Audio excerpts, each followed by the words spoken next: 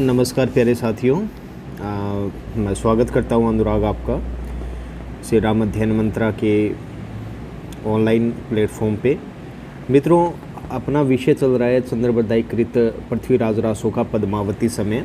50 छंद तक हो गया है और आगे के छंदों पर चर्चा करते हैं।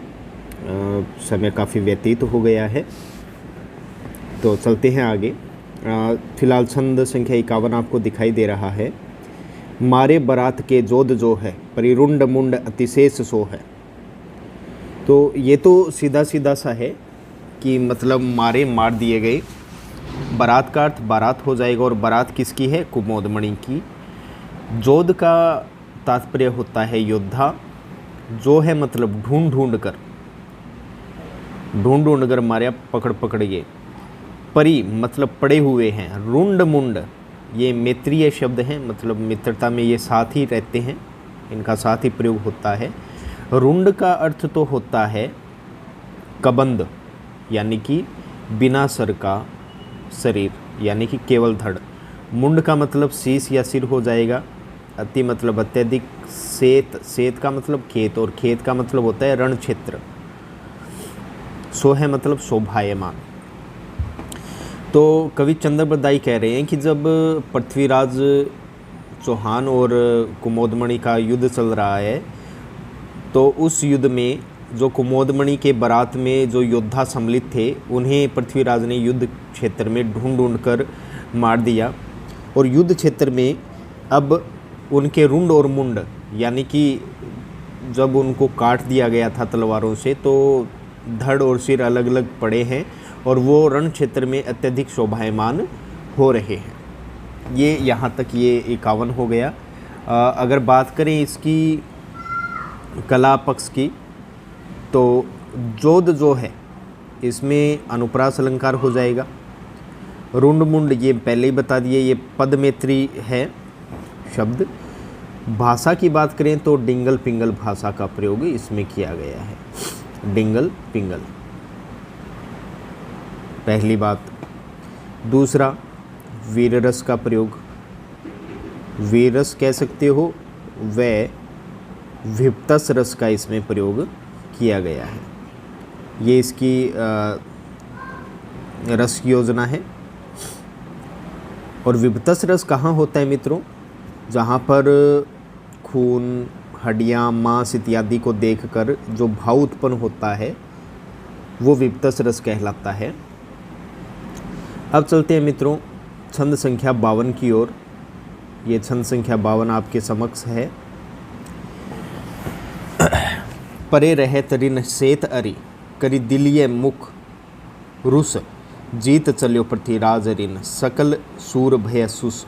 यहाँ तक देखते हैं। ये भी बड़ा सिंपल किस्म का छंद है, सामान्य कह सकते हैं हम इसे। पड़े रहते हैं। ऋण सेत मतलब रण क्षेत्र।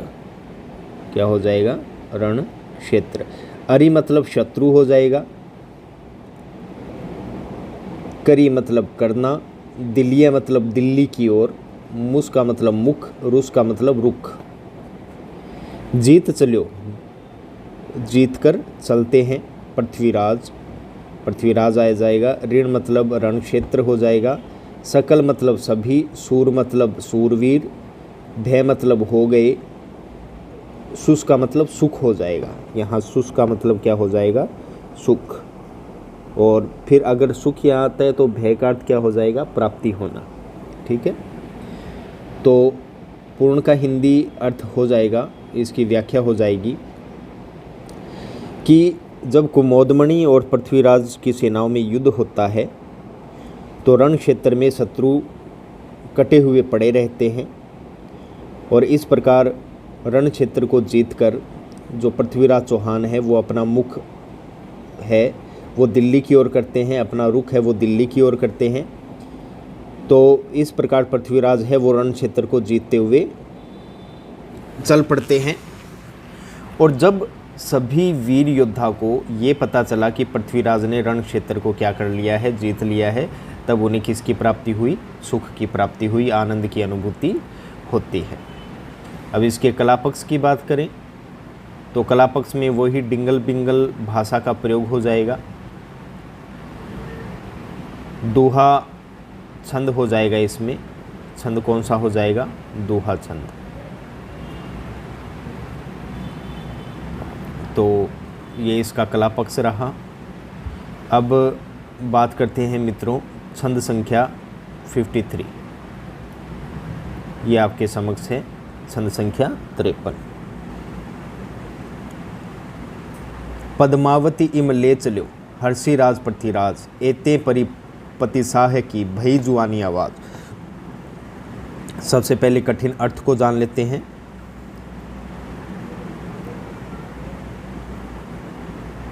उसके पश्चात इसकी व्याख्या विश्लेषण देखते हैं। पद्मावती यहाँ राजकुमारी पद्मावती के लिए आया।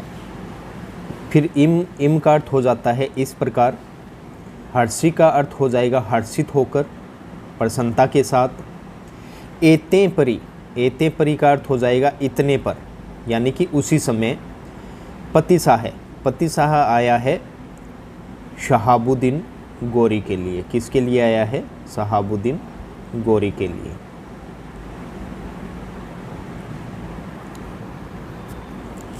आनी मतलब आने की, आवाज़ मतलब ललकार हो जाएगा। अब इसकी व्याख्या विश्लेषण देखते हैं। तो कवि चंद्रवरदाई कहते हैं कि पृथ्वीराज ने युद्ध में विजय प्राप्त की। पृथ्वीराज ने युद्ध में विजय प्राप्त की और हर्षित होकर वह राजकुमारी पद्मावती को लेकर जब दिल्ली की ओर चला और बढ़ चला, तभी उसे गजनी के बादशाह शहाबुद्दीन गोरी के आक्रमण का समाचार मिला। अर्थात उसके आने की ललकार, उसके युद्ध घोष नगाड़ों की आवाज़ उसे सुनाई देने लग जाती है। अब इसका कलापक्ष देखते हैं साथियों। कलापक्ष क्या होगा? पहली बात तो इसमें जो ये दे रखा है भई जुआनी आवाज़, यहाँ लक्षणा अर्थ है। लक्षणा शब्द शक्ति का प्रयोग है, यानी कि उसके आक्रमण, यानी कि शहाबुद्दीन गोरी के आक्रमण का समाचार मिला। छंद की बात करें तो दोहा छंद का प्रयोग किया गया है। रस की बात करें तो वीर रस का प्रयोग किया गया है। भाषा की बात करें तो डिंगल पिंगल भाषा का प्रयोग किया गया है। ये इसका कलापक्ष हो जाएगा। अब चलते हैं छंद संख्या 54 की ओर। ये छंद संख्या 54 आपके समक्ष है। भई जुआनी आवाज आए शहाबुद्दीन सूर, आज गहों पृथ्वीराज, बोल बुलंद गजत धुर। सबसे पहले इन दो पंक्तियों को देख लेते हैं। सबसे पहले इनका कठिन अर्थ जान लेते हैं, व्याख्या विश्लेषण साथ चलती रहेगी। आए मतलब आया, ये तो पहले भी पढ़ चुके हैं। शहाबुद्दीन गोरी के आक्रमण का समाचार मिला। आए मतलब आया शहाबुद्दीन गोरी सूर। वैसे तो देखो मित्रों, सूर का मतलब देवता भी होता है सुर, और यहाँ अगर बड़े की मात्रा करें तो उससे बन जाता है सूरवीर। लेकिन यहाँ पर आया है ये शब्द राक्षसों के लिए। अब देखो शहाबुद्दीन गोरी आक्रमण करेगा तो उसकी सेना के लोग राक्षस ही कहलाएंगे, देवता तो कहलाएंगे नहीं। अब आगे, आज मतलब आज, गहूँ मतलब पकड़ूंगा, यानी कि बंदी बनाऊंगा। पृथ्वीराज मतलब पृथ्वीराज को। बोल मतलब बोलता है। बुलंद मतलब बोल रहा था। गजत मतलब गर्जना करते हुए। ठीक है, वैसे बोल का अर्थ यहाँ वचन भी कर सकते हो आप।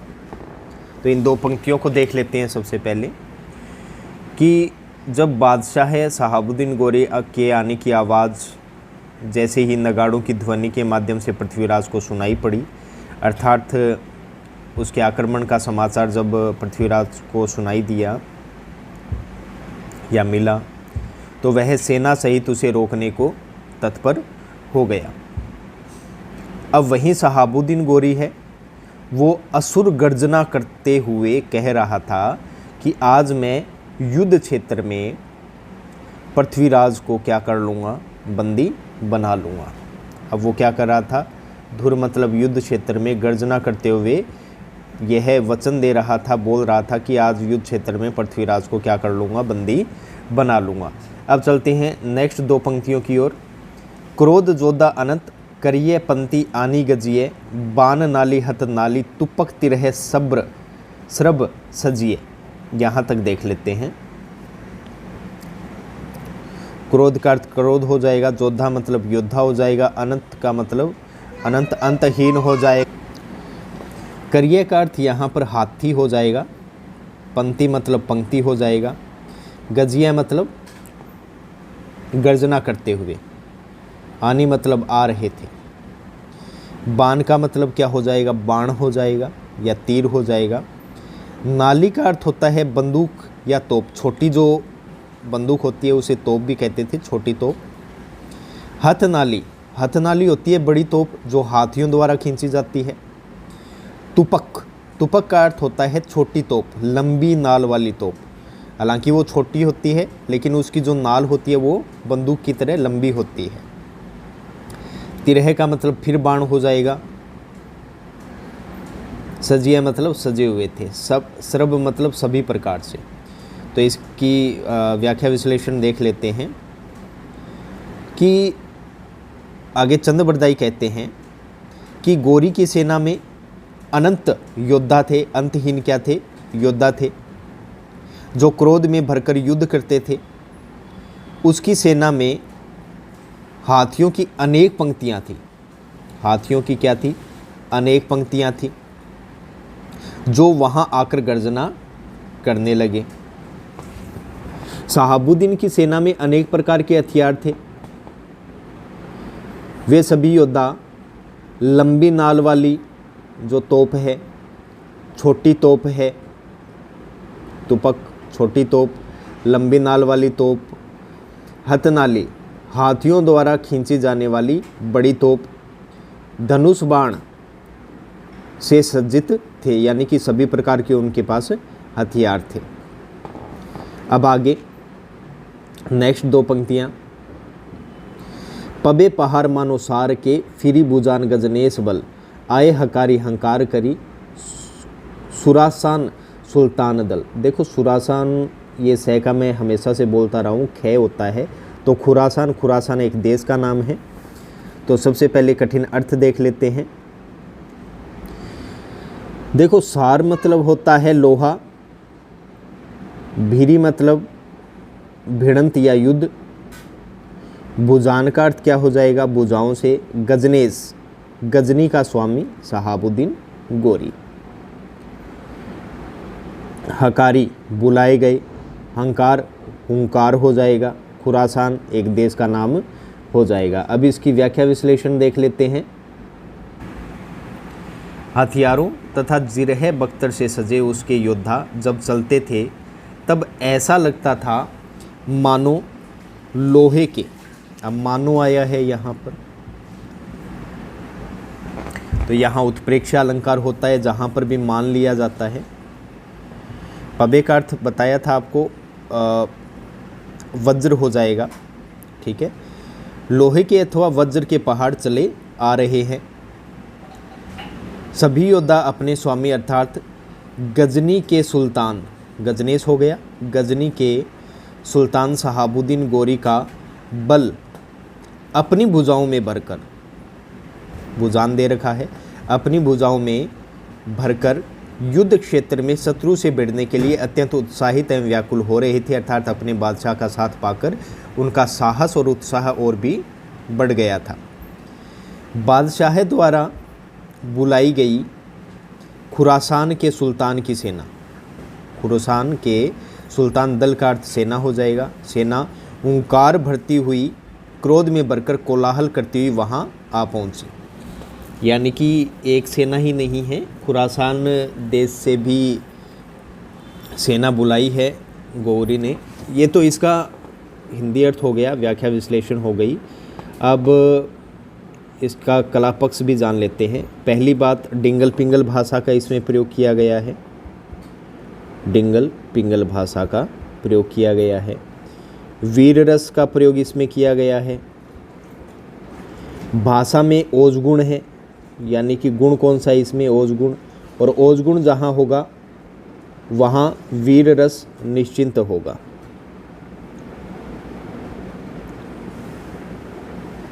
वहाँ वीर रस निश्चिंत होगा। कवित छंद है इसमें, कवित छंद, ठीक है। और यहाँ मैंने बताया मानोसार के, यहाँ मान लिया गया है, संभावना है, तो यहाँ कौन सा अलंकार हो जाएगा, उत्प्रेक्ष अलंकार हो जाएगा। मनु, मानो, जनु, जानो आदि शब्दों का प्रयोग जहाँ किया जाता है वहाँ उत्प्रेक्ष अलंकार होता है।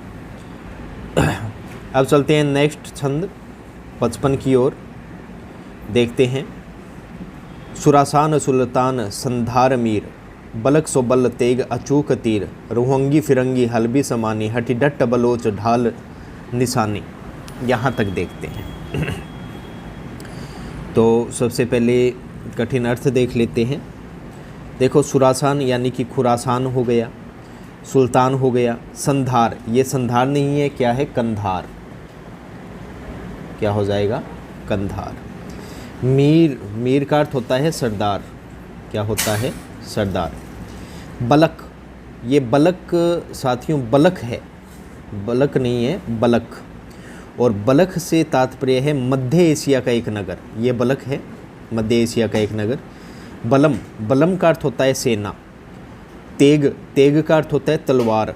अचूक, अचूक का अर्थ होता है अचूक, यानी जो चूकता नहीं है। तीरम, तीरम का अर्थ हो जाएगा बाण या तीर। रुहंगी, रुहंगी का अर्थ होता है तुर्क, रुहंगी का अर्थ क्या होगा, तुर्क। फिरंगी, फिरंगी का अर्थ यूरोपीय, अंग्रेजी, यानी कि अंग्रेज़ों ने भारत में राज किया और भारत में अंग्रेज़ों को क्या कहा जाता था, फिरंगी। हलम्बी, हलम्बी का अर्थ होता है सीरिया देश के। समानी मतलब अभिमानी। हठी डठी, यानी कि झुंड के झुंड। बलोच का अर्थ होता है बलूची, बलूचिस्तान की सेना। ढालम मतलब ढाल। निशानी का अर्थ होता है झंडे, निशानी का अर्थ क्या होता है, झंडे। ये तो हो गया इसका साथियों कठिन अर्थ। अब व्याख्या विश्लेषण देख लेते हैं। देखो, शहाबुद्दीन गोरी की सेना में कहाँ कहाँ के वीर योद्धा थे, इसका वर्णन इन पंक्तियों में कवि ने किया है। तो व्याख्या देखते हैं। शहाबुद्दीन गोरी की सेना में विभिन्न देशों के असंख्य सैनिक थे।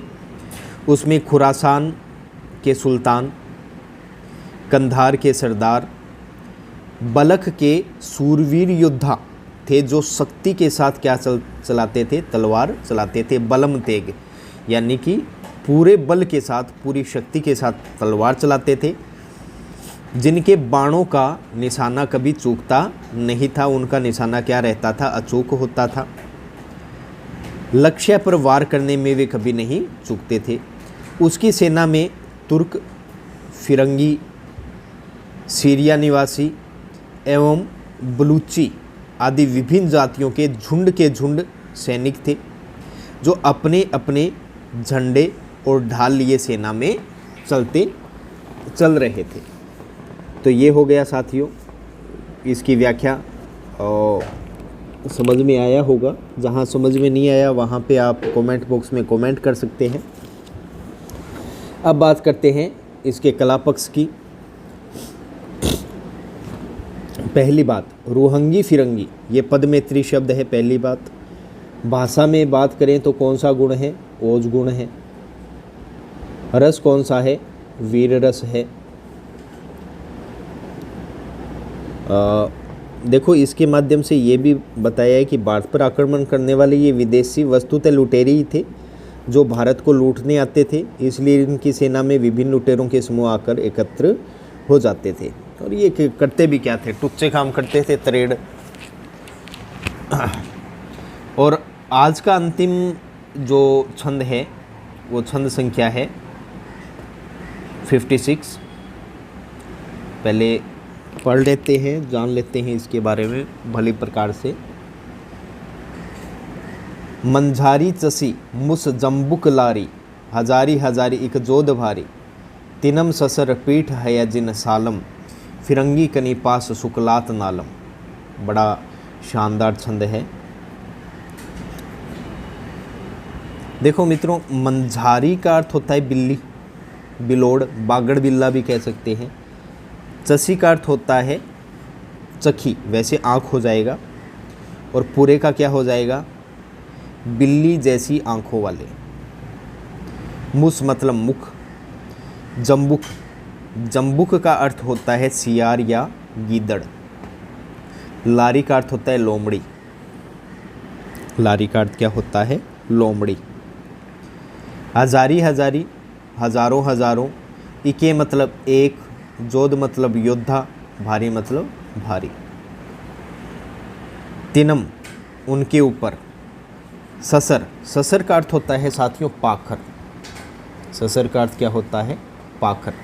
और पाखर का अर्थ होता है, देखो साथियों, युद्ध के अंदर पहले हाथी और घोड़ों के ऊपर लोहे से बनी जो जाली होती है वो डाल दी जाती थी, और वो इसलिए ऐसा किया जाता था, झूले टाइप में होता था, वो इसलिए किया जाता था कि उसमें हाथी घोड़े शत्रुओं के वार से घायल न हो। ठीक है, वो पाखर होता है। पीठ का मतलब पीठ हो जाएगा, हया मतलब घोड़े हो जाएगा। ठीक है, जीन वो अर्थ आ गया इसमें। सालम मतलब सजे हुए। फिरंगी वही विलायती। ये कनी नहीं है, ये है कती, और कती का अर्थ होता है छुरी कह लीजिए या कटारी कह लीजिए, छुरी या कटारी। ठीक है, पास का मतलब पाश हो जाएगा फंदा। सुकलात, सुकलात का मतलब होता है, सु का मतलब सुंदर, और कलात ये एक देश का नाम है। ठीक है, यानी कि सुंदर कलात देश में निर्मित। नालम का अर्थ होता है बंदूकें।